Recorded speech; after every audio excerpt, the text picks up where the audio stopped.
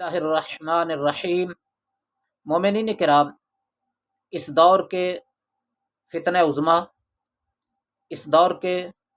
منافق اعظم کا نام ہے حسن اللہ یاری۔ امریکہ میں بیٹھ کر امریکیوں کے عزائم کو پورا کر رہا ہے، یہ ان کا ایجنٹ ہے۔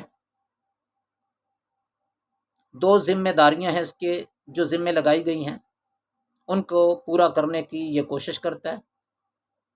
پہلی ذمہ داری اس کی یہ لگائی گئی کہ یہ مسلمانوں کے درمیان اختلاف پیدا کرے، جو مسلمانوں کے مختلف فرقے ہیں، انتشار پیدا کرے، یہاں تک کہ یہ قتل و غارت تک بات پہنچ جائے،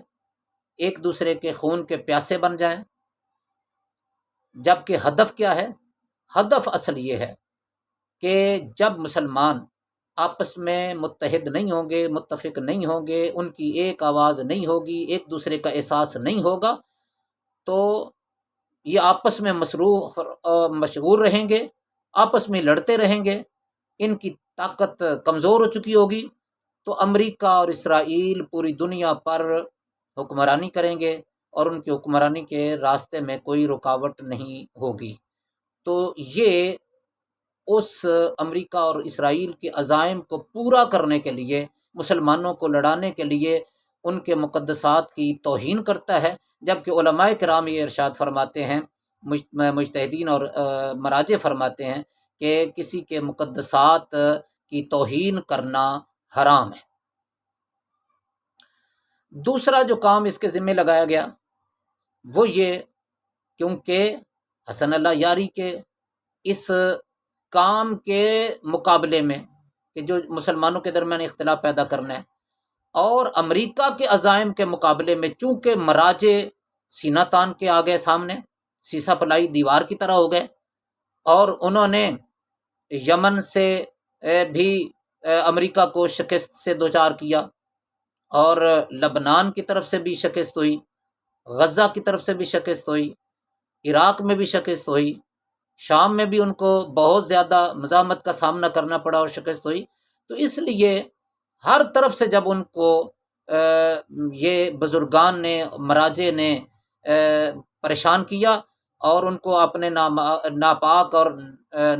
ناپاک عزائم میں نامراد کیا، ناکام کیا، تو اس وقت پھر ظاہر ہے کہ اس کے ذمے یہ لگایا گیا کہ اب تو